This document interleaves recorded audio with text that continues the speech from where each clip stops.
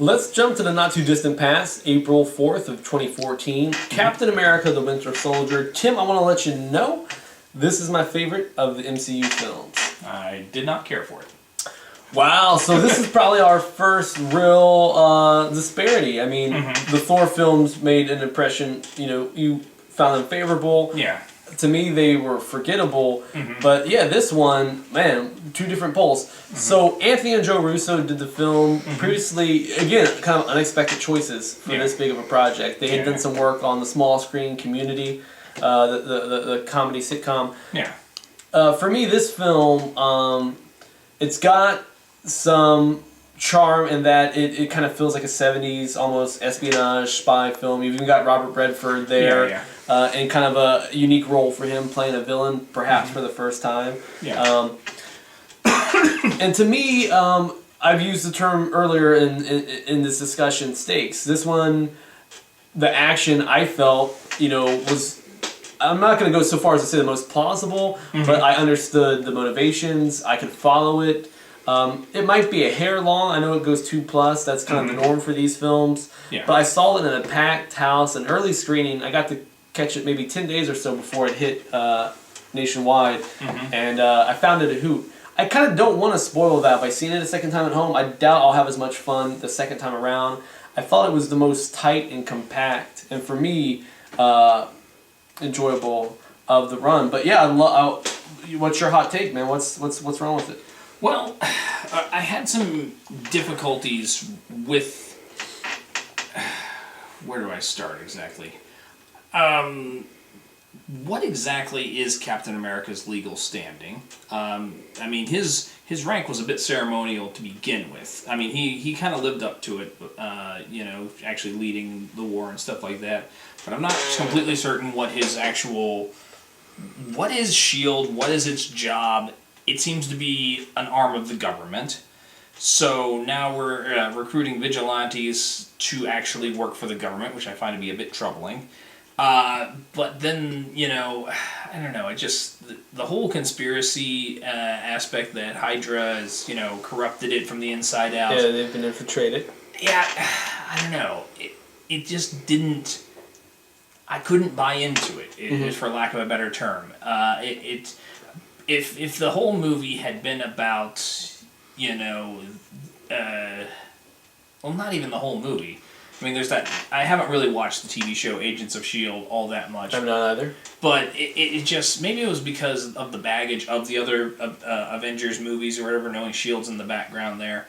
Whereas if I just walked into a 70s thriller, and you find out that some conspiracy is happening or whatever, and it's about unraveling this conspiracy of corruption within the government, I might have bought into it. But it just seemed, surprise! Nazis control the government. I'm going, really? Hydra's okay, and it just felt, I don't know, hollow to me. I just had some difficulty accepting the premise. It was another one where by the end of it things were exploding again, and it wasn't that I didn't understand. I had no vested interest in what I was seeing. It just ships are exploding. I'm sure the good guys will win somehow. I thought it was interesting that, Nick Fury, faked his death or whatever. I'm still not sure logically how that worked. He seemed very shot up, but whatever. Bit of a gray area. Yeah. But, and it seemed to me that the resolution of that movie was S.H.I.E.L.D. is shut down. I don't understand what S.H.I.E.L.D. is. How does that affect the government, having it shut down? Is this the equivalent of having the entire defense? Like, do we just lose the Air Force? Did we just lose the Navy? What did we lose here? And it's really undermined by the next movie. But we'll get there. Yeah, I mean, when you're a dozen films deep and more to come, there is quite a bit of legwork for the average fan to do when tackling this universe. For me, the twist of things, I felt they were earned. If you would have told me at the beginning of this, years before, that Captain America was going to be one of my favorite characters, I probably would have scoffed, because in the comic books and growing up, I always found him to be kind of rote, kind of bland. You know, he's all-American good guy. Yeah. Fair enough. And this his film character starts and he's jogging and he's listening. You know, his friends are making him playlists to try to catch him up on all the culture and music and cool stuff that he's missed over the years. Like, it kind of was playful. I kind of started falling for the Captain America character. Like, I kind of got on board with him. I didn't have a problem with any of that. Yeah, it was quite good. So we'll agree to disagree on that one. We're going to go to August of 2014. Talk about James Gunn's Guardians of the Galaxy. See, I forgot about it because I was thinking Avengers 2 was the next one, but okay, Guardians of the Galaxy. Thanos,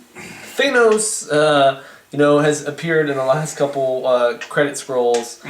That's a big bridge as we get to, you know, I imagine like the Inhumans and some of the things that we'll talk about briefly at the very end of this, Phase 3. Guardians of the Galaxy, though, it's part of the MCU. It's the house style, and yet it feels a touch different. Yeah, it's less superhero-y, more sci-fi. You know, it's my description of it. I use the one word rollicking. Like it's kind of a Saturday morning. There's a couple dark notes, but once it gets underway, especially with the use of like the '70s, you know, rock and stuff, like. To me, it's an adventure film. Yeah. It's a group of misfits joined together. My big problem, one of them, with the film, and you know, I didn't dislike the film, but I didn't. I wasn't an unabashed fan, and I think you're in the same boat. We didn't love it maybe as much as some other people did. Well, I remember when it was in theaters. Like my friends were telling me it was like the second coming as a movie, and I remember I went and saw it and. I liked it. I didn't dislike it at all, but I didn't love it either. So I wasn't sure why they loved it as much as they did. Well, there were maybe more so than any other film. Perhaps maybe the Avengers. There was a lot of people that did repeat viewings, went 2-3 times. One of the issues I have with this film, Tim, is Ronan the Accuser, your villain. Probably the most forgettable of all villains. I forgot his name until you mentioned it. And of the first 11 films. You've got this ragtag group, but they all have such loud and distinct and enjoyable personalities. You got the Rocket Raccoon, you know, Drax the Destroyer, Star-Lord, of course, very funny. And then you've got Ronan the Accuser. Again, I don't quite remember his goal. His goal was the liberation of his people or something like that. Like, do you remember his? Does it feel like he even had much screen time? He's so forgettable for me that I barely remember his presence in the film. To me, it's more of a buddy film. I was gonna say, you know, it's more of a, you know. Yeah, I could get behind that. It's another instance where I feel bad for another Doctor Who alumni because.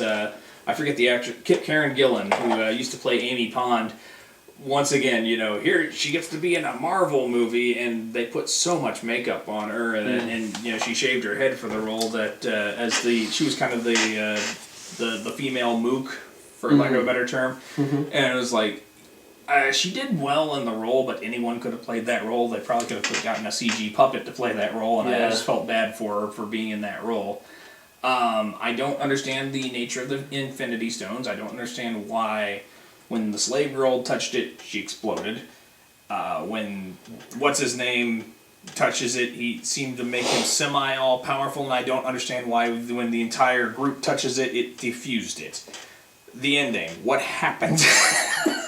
Infinity Stones, man. Kind of a head-scratcher for me. I'm sure there are people that are well-versed and the minutia of some of this stuff. Actually, it was my sister's boyfriend started trying to explain to me in great detail, you know, all the stuff from the comics that I did not know, and I just wanted to stop him and go, okay, this is a movie. It needs to stand on its own 2 legs. I can't, you know, you can't say you have to go back and do homework to, you know, to get the movie. Yeah, because, you know, 99% of your audience isn't going to put in that legwork. Yeah, they want to go and be entertained and not break out a dossier, and, you know, and get deep into the mythology of some of that stuff. Let's talk about the last film that's presently out earlier this year, May 2015, Avengers: Age of Ultron. Tim, I went and saw it at the theater. I went back a second time and saw it on IMAX to see if my earlier impressions were wrong. Okay. And they weren't.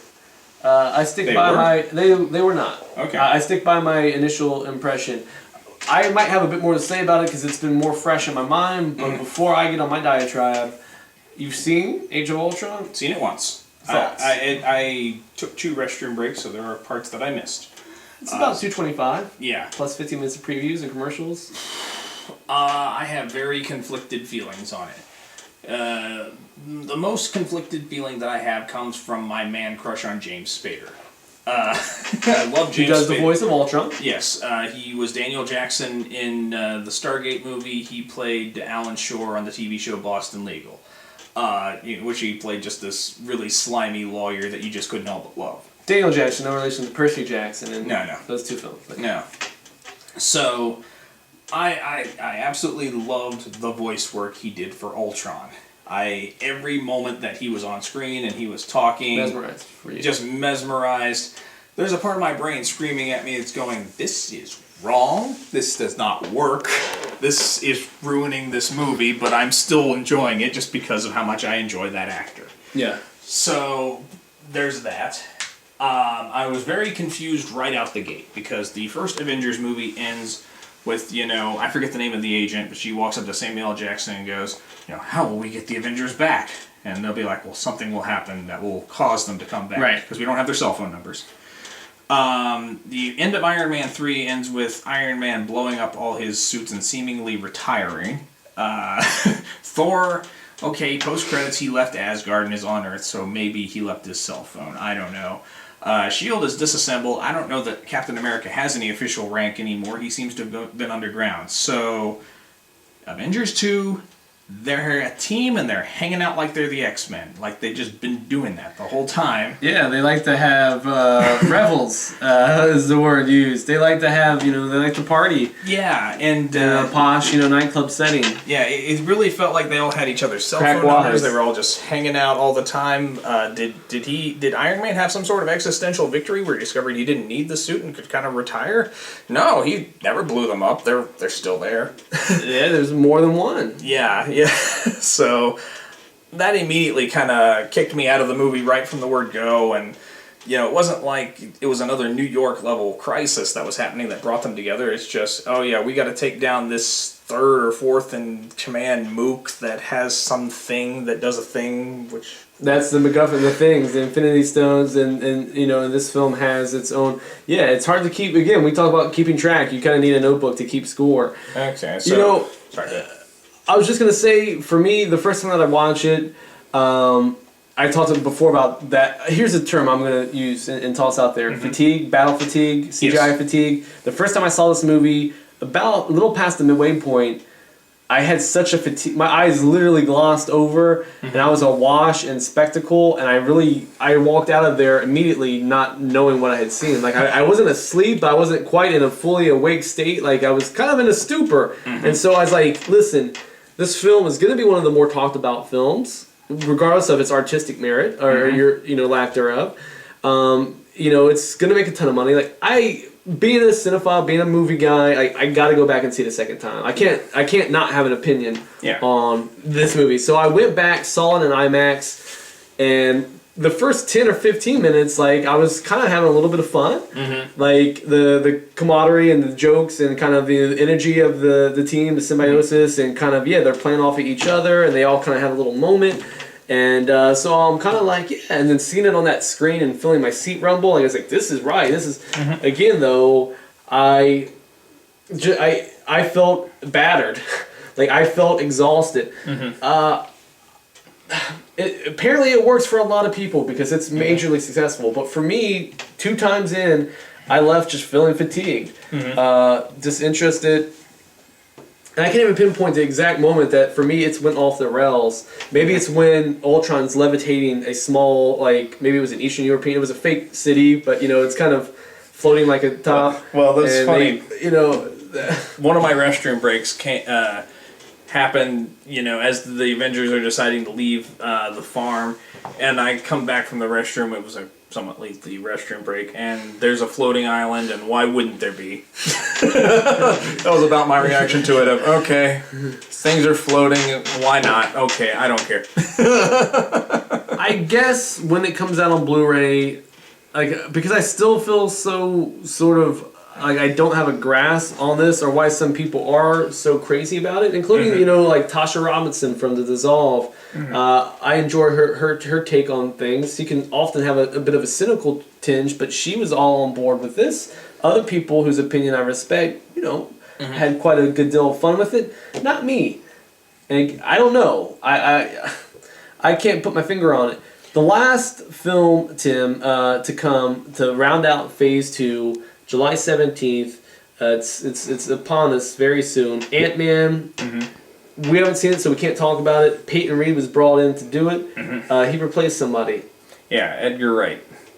And I very much enjoyed, Shaun of the Dead, Hot Fuzz, World's End, love Scott Pilgrim versus the World. So I really don't know anything about Ant-Man at all. I think it sounds like a silly premise. The trailer seems to think it's a silly premise and continues to remind us how stupid the name is. But I was going to watch it just because I love Edgar Wright. And once he walked away from the project, there's a part of me that goes, am I even going to watch it? I really don't know. I imagine I'll be dragged to it at some point, Well, the collective groan of fanboys was loud and unanimous, and I like Edgar Wright. I wouldn't consider myself a huge fan, and yet I, too, was disappointed by the news, man. There's no other way around it. His take, his sense of humor, his style, I'm like, he's going to inject it with something. Yeah. Paul Rudd as the lead, I think, the stars have aligned to maybe make this one, stand out a bit. You bring Peyton Reed in, did the Yes Man, did Bring It On, did the Breakup, and he takes over. It very much feels to me like the safe MCU house style. We need a guy to come on, hit his marks, get the film out. We'll see. We're not going to judge a film that we haven't seen yet. Yeah. Real quickly, before we give our final thoughts, I know we've talked for quite a bit. We've tackled a lot of films. We've tackled a lot of culture. I'm just going to list off Phase 3. I'm just going to run through them. You can wait to the end to interject, or if something stands out. Or just tell, like this. Planning on seeing it. If there's any that you think you're going to skip, let us know. Okay. Phase 3. These all have dates. I'm not going to list each one, but they range from 2016 all the way until 2019. Wow. So the world's gonna be a whole different place. Yeah. So anyhow, Phase 3, Captain America: Civil War. I will definitely see it. I'm afraid it's... Sorry. I misspoke earlier. I said Civil War is 2 films. Civil War is 1 film. Infinity War, which is the Avengers sequels, those are 2 films. Okay. Just in case anybody, I know people get very caught up on the details. On the details. But yes, Captain America. Okay, Civil War. I like, assuming they follow the comics with regard to their premise, which I've read. Want to see that premise because as I've said before, I want to know what the legal standing of a superhero is. And when you have people who are born with, the abilities to just change reality, to blow, whole buildings up with a thought or whatever, yeah, I'm completely 100% on Tony Stark's side of the you have to know who these people are and know if you need to take some extra precautions for them. I realize that if this was the X-Men universe, that put me on the fascist side of the bad guys here, and I understand they kind of play Tony Stark as the bad guy in those, but yeah. But my fear is that this is going to be a movie where they pay lip service to it. They're going to bring an issue, they're going to plop it down on the table like they did at the beginning of Iron Man 2, and it's going to end with boom, boom, pew, pew, pew, and that will be it. There won't be... They're not going to explore that issue. That's probably a safe assumption. We talk about Civil War, and you hear war in the title, and you expect a large-scale war, but really what the Civil War comic books were a courtroom drama, where essentially, like you said, the rights of a superhero are taken to task, and what does it mean to be a superhero? Yeah. That could work as an interesting film with some dramatic heft. Will they do that when these have been popcorn films? No, not necessarily. They might go into it But yeah, there's probably going to be a compromise made there, and we'll see how it shakes out. And I'm just going to interject with one thing. Right now, the Avengers were movies that my parents would go with me to see. There's not a huge list of movies that we'll go see together. For the longest time, it was the Star Trek movies. Those were our thing. When there was a Star Trek movie every 2 or 3 years, we would all go. It was a family outing or whatever. Since the Abrams universe happened, my family said no. When the Abrams Trek negated the entire Trek universe, they said no, we're not watching. They jumped off that ship, yeah. Yeah, so they sort of adopted the Marvel movies as that new thing that we all do. And I think that's why they're earning so much money, is it's become a family outing. Yeah. You know, and with that, there's a certain level of safety. There's only so much mental investment required. So, are they going to take that and make a courtroom drama where they explain in great detail the laws of this universe? No. Yeah. They will lose my parents and they will lose all the rest of those people, and they like their money. Tim, yes. Urban Legends Final Cut, Hellraiser Inferno. Would you think those things had anything to do with the MCU? No. This summer's Sinister 2. What do those three things have in common? They were all directed by Scott Derrickson, who will be handed the reins of Doctor Strange. Okay. Again, it's hard to talk much about a film that's, at this point, over a year off, but it is coming in 2016. Doctor Strange. All the mysticism, it's going to be interesting to see how they pull it off. I know nothing about Doctor Strange at all.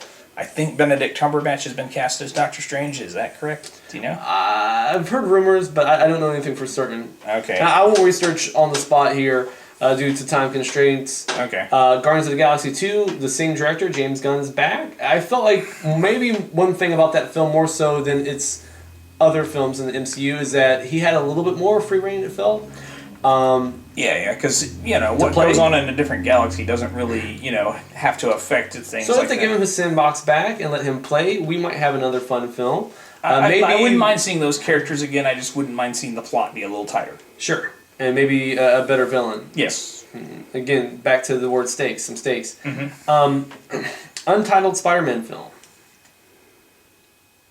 So we got 3 from Sam Raimi, we got 2 Amazing Spider-Man films. Now we're starting over again. But now Marvel has got the reins, not Sony. I watched the 3 Sam Raimi Spider-Man movies. I was indifferent to the first one, loved the second one. At the time, I thought that was the best that superhero movies could ever be. Fortunately, the bar's been raised since then, so that's no longer the best anymore. Spider-Man 3 was a painful experience. I never watched the Andrew Garfield Spider-Mans. It's not like I was trying to avoid them. It's just at that time in my life, I was regularly working 60 hours a week and I had no extra money. So It's one of those things I keep meaning to rent them someday because I've heard very polarizing views. It's been negative. I've heard a few people that were positive. The few people that were positive about it tend to speak from a point of view that I tend to share more. But, but I can't comment on them. All I can say is I do not want a Spider-Man reboot. We've seen Spider-Man's origin twice now. I'd rather they kind of did the Incredible Hulk thing, where let's place him in the midst of this universe as it stands, and then let him go. Let's keep it vague. What happened before? Spider-Man's doing his thing, and let's just go. Only thing that I'll say about Peter Parker, what I wanted at the end of Avengers: Age of Ultron is you basically see, and again, spoiler if you haven't gotten to it yet. You kind of see like this new class, not of mutants, it's not Xavier's school, it's not X-Men, but kind of the next group of the Avengers assembling. And what I wanted was a shot of a nerdy looking kid walk into the building and you see his book bag and you see Pete Parker. I would have been down with that. I so wanted to see that I almost thought it was going to happen. Didn't happen. My own fantasy world. Yeah. You like the first 2 Thor films? What about Thor Ragnarok? Well, Ragnarok is a Norse word which is basically synonymous with Armageddon. We'll see if they pull the trigger on that. If they end Asgard and Thor dies, if so, I'll be impressed. Know little to nothing about what and where that film will go, I'll just leave it unsaid then. This one's probably going to put a lot of the butts in the seats. Avengers Infinity War Part 1. And Anthony and Joe Russo, who we spoke about earlier, they're doing Civil War as well as Infinity War. They also did Captain America 2, so they must have impressed some suits at Marvel and Disney. I mean, Infinity War, regardless of how some of these next upcoming films, wherever they land with this, I assume, due to the sheer magnitude of that film, we'll all be there. I'm sure I'll see it. Watching it shake out. Black Panther. I know nothing about Black Panther. Captain Marvel. Is that a Marvel movie? Yeah, November of 2018. I thought Captain Marvel, like, this isn't Shazam Captain Marvel, is it? Okay, because there is Ms. Marvel, who was married to a Captain Marvel, but it's that Captain Marvel, not Shazam Captain Marvel, right? In 2013, The Hollywood Reporter announced that there was a script being worked on for Miss Marvel. Okay. But now, as of October 2014, the title has been changed to Captain Marvel. Skipping. Yeah, we'll pass on that. We know very little. Carol Danvers has been announced potentially to feature, and that is Miss Marvel. Okay.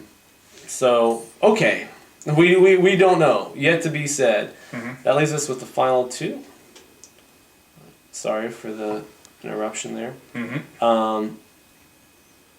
The last two being Avengers Infinity War Part 2 coming in May of 2019. You would think that would be the last one, maybe the wrap up. But because it's not the last one, and we have one more to get to, makes me think that Phase 4 is on someone's minds. Yeah. Because you're not in it with the Infinity War, which is huge. July of that same year, 2019, Inhumans.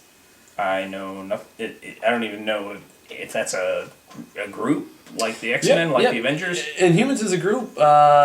Takes place on a distant planet. The blue area of the moon, apparently. Black Bolt, Medusa, Gorgon, Triton, Lockjaw, the little dog with like the... I'm going to throw in a prediction here.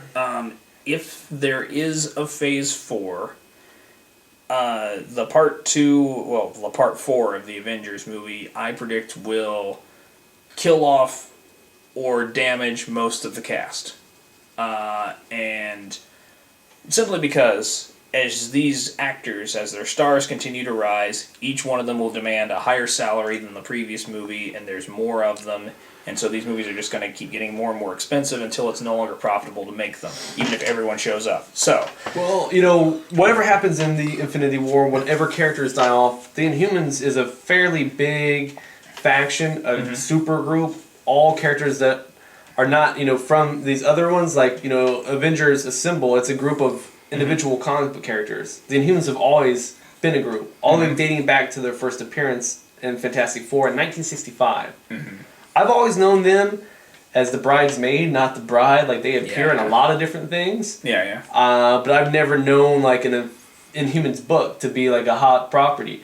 But for me, it seems like it's far out there, and I'm not opposed to that. Like, I'm kind of interested to see them, more so than Guardians of the Galaxy, which I consider an adventure film. Yeah. This could be true sci-fi Inhumans. So, again, it's years away. We don't know. Tim, closing thoughts. As a whole, man, Marvel Cinematic Universe, if they would have told a 10-year-old you about all these films, your mind probably would have been blown. Oh, yeah. Your pants may have been a little soiled. But now we've lived it, we've experienced it. Have they done a good job? Just kind of closing thoughts.